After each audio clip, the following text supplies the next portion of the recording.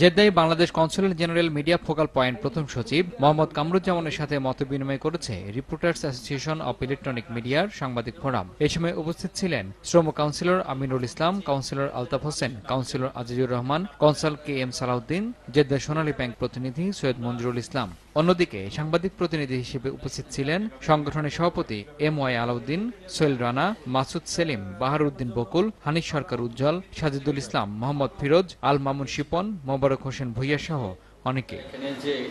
মানবাধিকার ও শান্তিপূর্ণ সহাবস্থান এই স্লোগানে কাতার স্বরাষ্ট্র মন্ত্রণালয়ের উদ্যোগে মানবাধিকার দিবস পালিত হয়েছে। এতে অংশ নেয় কর্নেল সাদ সেলিম আল দোসাইরি সহ বাংলাদেশ, নেপালি, সুদান, ইন্ডিয়ান, পাকিস্তানি প্রতিনিধিরা। প্রবাসীদের চাহিদার কথা মাথায় রেখে যে দেশগুলো বিভিন্ন পদক্ষেপ নিয়েছে তাদেরকে স্বীকৃতি দেওয়া হয় এই অনুষ্ঠানে। কাতারি প্রবীণ সাংবাদিক মুসা আহমেদ বক্তপুরীর স্মরণে শোকসভা ও দোয়া মাহফিল করেছে কাতার প্রবাসী সাংবাদিক সমিতি। সংগঠনের সভাপতি ইয়ে মাকাশের সভাপতিত্বে ও সাধারণ সম্পাদক আনোয়ার হোসেন মামুনের পরিচালনায় প্রধান অতিথি ছিলেন বাংলাদেশ দূতাবাসের প্রথম সচিব নাজমুল হক। কোরআন তেলাওয়াত করেন তালিমুল ইসলামের সভাপতি আব্দুল গাফফার। এ সময় বক্তব্য রাখেন কাতার আওয়ামী লীগ সভাপতি ওমর ফারুক চৌধুরী, কাতার বিএনপির উপদেষ্টা প্রকৌশলী মোহাম্মদ সালাউদ্দিন, কাতার গোপালগঞ্জ সমিতির সভাপতি হাসিবুর রহমান, কাতার জালালাবাদ অ্যাসোসিয়েশনের সিনিয়র সভাপতি কপিল উদ্দিন সহ অনেকে।